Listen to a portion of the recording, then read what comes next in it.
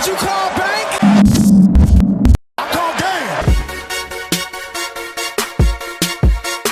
Video was made possible and sponsored by MMOCS. Buy cheap NBA 2K MT at MMOCS.com. Use my promo code PACG and you can get a 5% discount. What's up, Pack Nation? It is Pack here. Sorry I have not made a video in a couple days. I was out of town, but I am back now, ready to talk about something that I've been thinking about, and that is teams that have players with the exact same rating and they're the best player. Some teams in NBA 2K19 have their best player tied, so they don't have a clear definition. Like, for example, the Pelicans have Anthony Davis and he's the best player, period.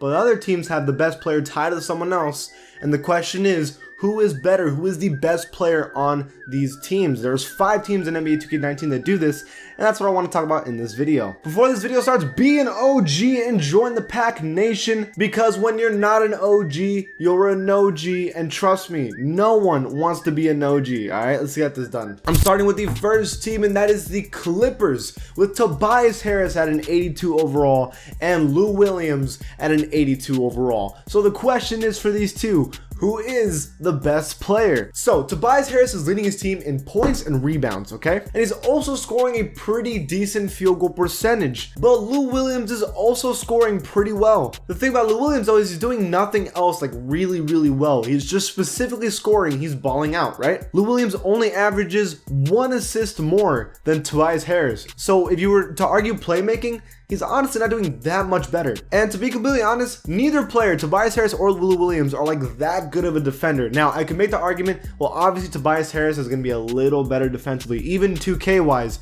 inside defense and perimeter defense are slightly better.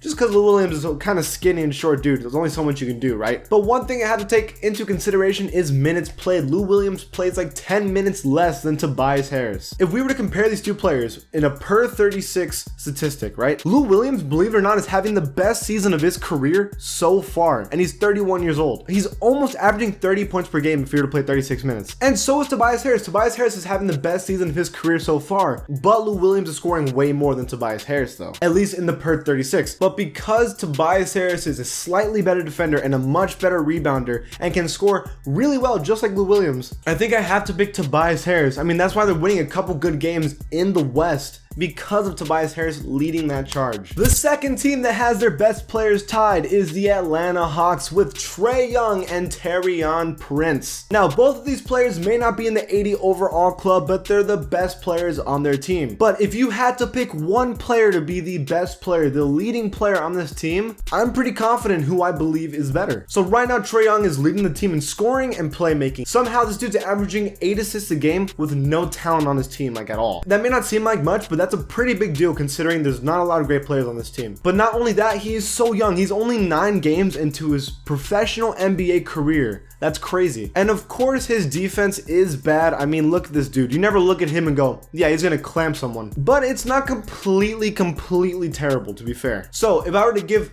defense, I'd give Taurean Prince the defensive edge, right? Which Taurean Prince isn't great either, but I'd pick him to defend someone rather than Trae Young. But here's the thing about Taurean Prince. Yes, he's scoring a good amount, but his efficiency is garbage. He's shooting at such a low field goal percentage, while Trae Young is not shooting great either, but he's doing much better than Taurean Prince. Also, Trae Young has already shown to be clutch in game time situations, and without Trae Young, they probably wouldn't have won those 3 games that they've won so far. You could argue that this is easily the worst team in the NBA. Yes, even worse than the Cavs. So if I had to pick Taurean Prince or Trae Young, I'm gonna pick Trae Young. For the third team, we're going to Miami.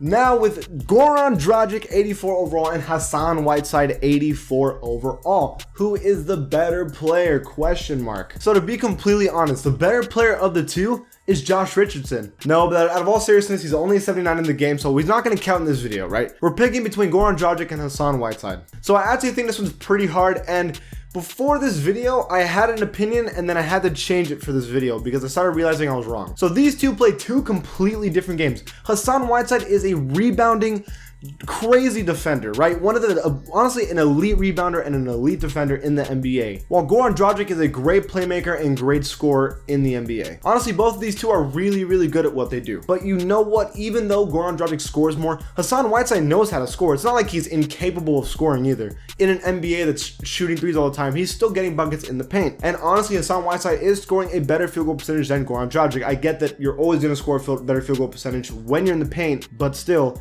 he's doing better. Again, Hassan Whiteside is elite in two things in the NBA, and that's blocking and rebounding, or defending in general. I can't say that Goran Dragic is elite at anything in the NBA, and what I mean elite is being one of the best in the NBA at something.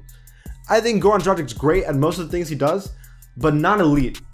And Hassan Whiteside is elite at what he does, and that's why he is the better player, I believe. I used to think Goran Dragic was a better player because I've seen this guy kill it in the playoffs, but Hassan Whiteside, talent-wise and value to the team, he's the better player. The next team at number 4 is the Sacramento Kings, 80 overall De'Aaron Fox and 80 overall Willie Cauley-Stein. Again, this is another example like the Heat. You could argue, I'm sure there's someone out there to be like, no, Buddy Hield's the best player on this team.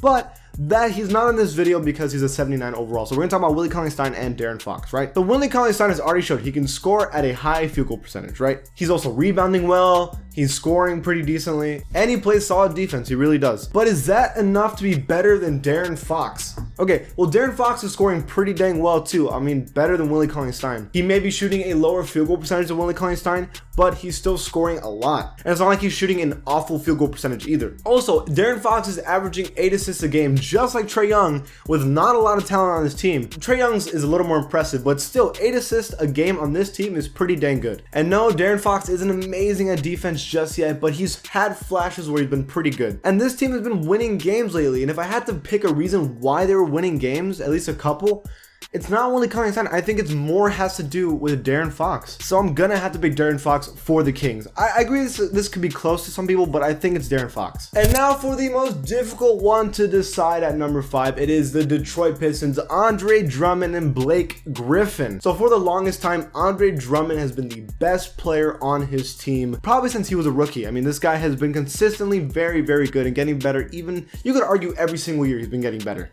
Blake Griffin is not used to being the best player on his team. He had Chris Paul for the longest time, and for a year, I don't know if it was a year or two, he was the best player, but he was getting injury riddled, and then he was traded to the Pistons, where he was struggling because he was coming back from injury. But this is a brand new season, and Blake Griffin has been playing amazing. But is he better than Andre Drummond? Let's talk about that, right? So, Andre Drummond is a rebounding beast. There is very few players in the current era we're in that have rebounded as well as Andre Drummond. And Andre Drummond is still only 24 years old. He has shown that he is still valuable on offense in a league that is completely based off of perimeter shooting and is one of the best interior defenders in the league. Andre Drummond is clearly good. But now let's talk about Blake. So Blake Griffin 4 years ago was like one of the most athletic players in the NBA, yamming it on everyone, and that is not who he is anymore. He's lost that athleticism from injury, or maybe just age, whatever it is. He's lost that athleticism, right? And yet somehow, right now, Blake Griffin is the second leading scorer in the NBA with 29 points per game, almost 30 a game. Clearly, Blake Griffin is back. He is currently leading his team in scoring and also assists, which is interesting. And Blake Griffin isn't a slouch on rebounding too. He's getting 11 rebounds a game. On most teams, he'd be the best rebounder, but you're also with like one of the best rebounders in the NBA. Well, the best rebounder in the NBA. So it's not going to happen, but still, he's a good defender in the paint. His perimeter defense isn't great, but so is Andre Drummond's. But this is such a close matchup. I only have one argument here to decide who is the better player, okay? At the end of the day, both of these talents are huge and amazing. But this league is based off of three-point shooting at the end of the day. If you can't shoot threes, you're not going to be as valuable as maybe you would have been 10 years ago. And out of these two players who are pretty even in talent and efficiency and scoring and rebounding and playmaking, Blake Griffin shoots threes, and he's doing a pretty good job so far. That's why I have to give it to Blake Griffin. So, out of these two players, I honestly believe Blake Griffin should already be in the 90 overall club this year. He's been doing so good. Blake Griffin right now is the better player. And that is it for this video, you guys. Do you agree or disagree? Leave it in the comments below. And if you like my channel, give it a sub. And I'll see you guys next time. Did you call bank?